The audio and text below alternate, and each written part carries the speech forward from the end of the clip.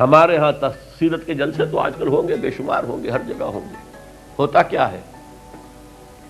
آپ کی عظمت بیان ہو رہی ہے، آپ کی کالی کملی کا تذکرہ ہو رہا ہے، آپ کی سرمئی آنکھوں کا حسن بیان کیا جا رہا ہے، آپ کی زلفوں کی تذکرہ، یہ تو نہیں ہے،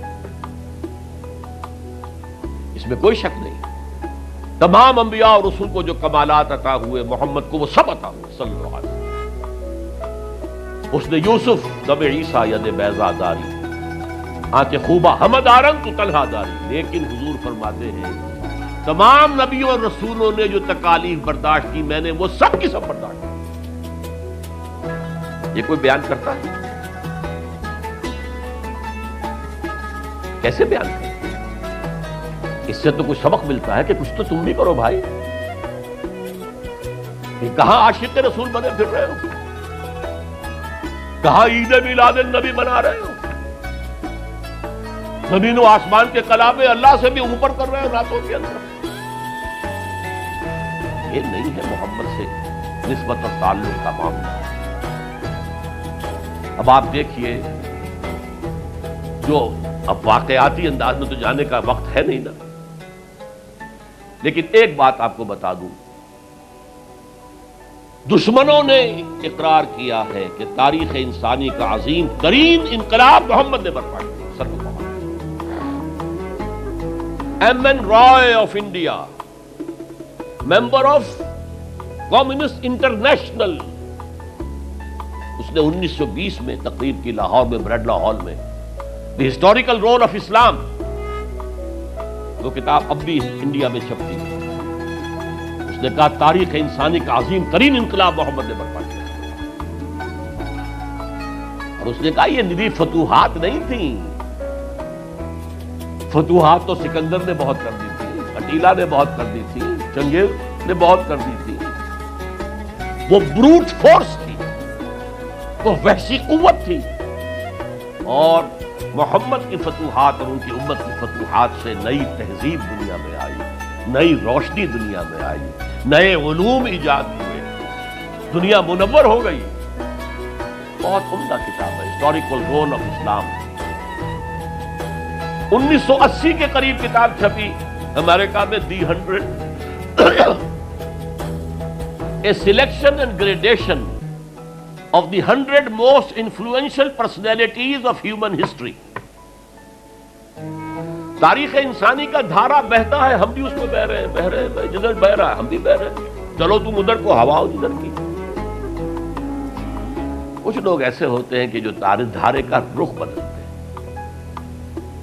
بہنے والے تو سب ہیں، لیکن اس دھارے کے رخ کو بدلنے والا کوئی ہوتا ہے. تو ڈاکٹر مائیکل ہارٹ نے پہلے 100 آدمیوں کا انتخاب کر دیا جنہوں نے تاریخ کے دھارے کا رخ موڑا. سلیکشن، پھر گریڈیشن. ان میں سب سے زیادہ جس نے موڑا ہے، جس سے سب سے زیادہ مؤثر ہوا، وہ کون؟ نمبر 1، پھر نمبر 2، پھر نمبر 3، 100 تک چلا گیا. نمبر 1 پر حضور خدا رہا،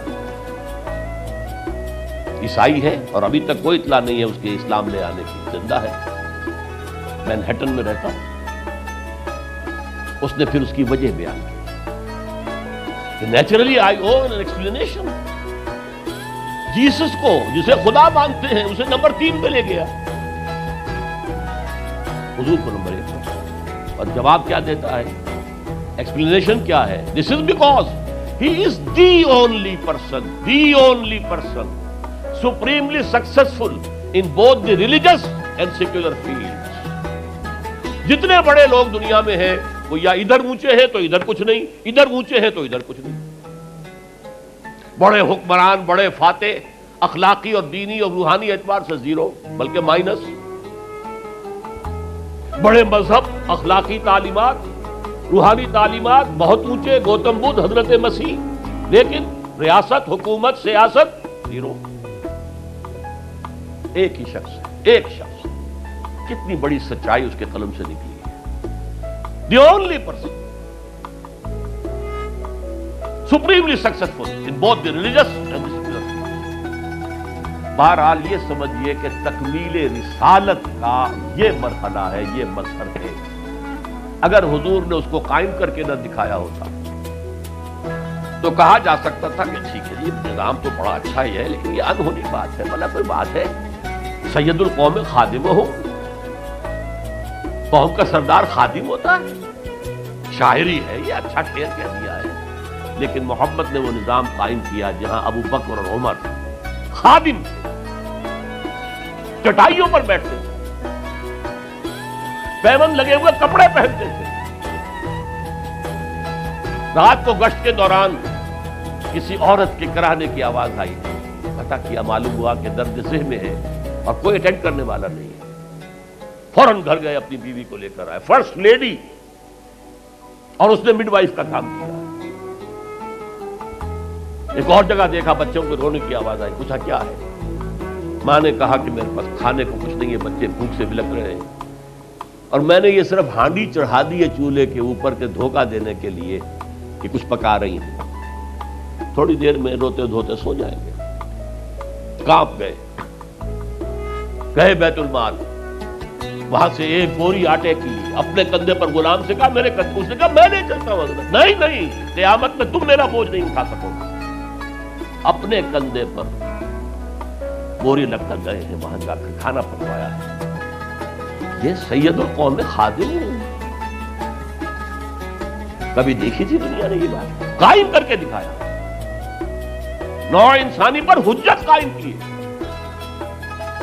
مائیکل ہارٹ نمبر 1 پر لا رہا ہے، آپ اور ایچ جی ویلز کی بھی اب وقت نہیں ہے میرے پاس، میں نے وہاں تقریر کے اندر پوری واضح کی بات، اس کی شہادت، حالانکہ وہ شاتم رسول ہے، حضور کو گالیاں دی ہیں اس نے، بالکل رشدی کی طرح، اور تسلیمہ نسرین جو ہے بنگلہ دیش کی اس کی طرح، لیکن ایک اعتبار سے گھٹنے ٹیک کر حضور کی مدح کرنے پر مجبور ہے۔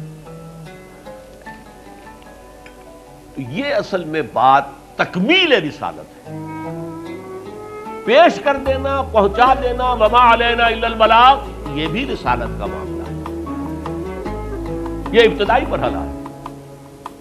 اس نظام کو قائم کر کے دکھانا، انقلاب برپا کرنا، اس کو چلا کر دکھانا، چاہے وہ 30 برس رہا، لیکن دنیا کا کوئی دوسرا نظام تو ایک دن بھی قائم نہیں ہوا۔ جس ڈیموکریسی کا خواب والٹیئر اور روسو نے دیکھا تھا، ایک دن کے لیے بھی نہیں آئی۔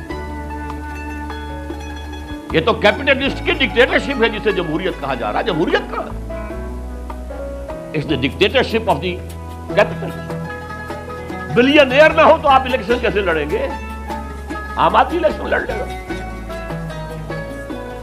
دے میں استبداد جمہوری قوام پائے کو، تو سمجھتا ہے یہ آزادی کی ہے نیلم پری؟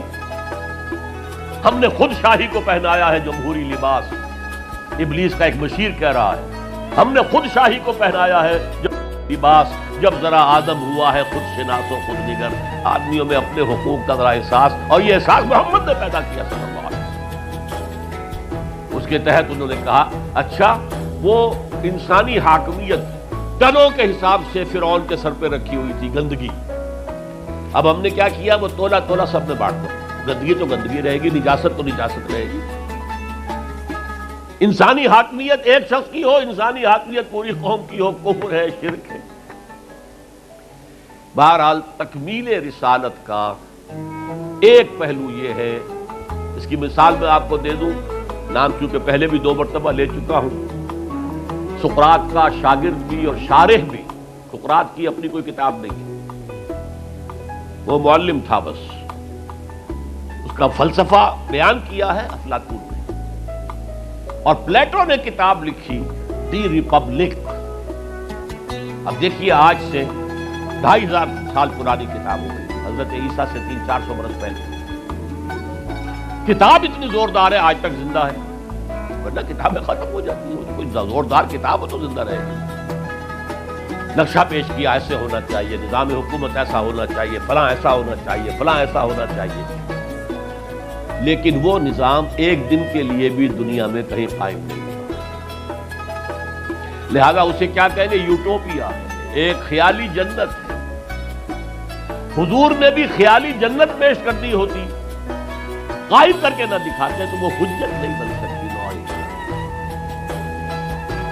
تکمیل رسالت، نہ حضرت ابراہیم کے ہاتھوں کہیں نظام قائم ہوا، حالانکہ ابو الانبیاء، خلیل اللہ، امام الناس، انی جاعلک للناس اماما واتخذ اللہ ابراہیم خلیلا، نظام تو نہیں بنا، نہ موسیٰ کے ہاتھوں نہ عیسیٰ کے ہاتھوں علیہ الصلوۃ والسلام۔ یہ صرف محمد رسول اللہ صلی اللہ علیہ وسلم کا مقام ہے کہ آپ نے ایک عظیم انقلابی جد و جہد، میری کتاب لے کر پڑھ لیجئے اگر تقریریں نہ سنی ہو، تقریروں میں مختصر مفصل منہج انقلاب نبوی، اتنا عظیم کارنامہ، عظیم ترین انقلاب جو برپا کیا 23 برس کے اندر، اس کے منہج کیا تھا، منہاج کیا تھا، طریقہ کار کیا تھا، اسے سمجھیے۔ منہج انقلاب نبوی میری کتاب ہے، 400 صفحے کی، سیرت کا انالیسس ہے، سیرت کا 6 steps of revolutionary process as deduced from the seerah of the prophet، اس کو فلسفہ سیرت کہیں گے، تو پڑھیے اس کو۔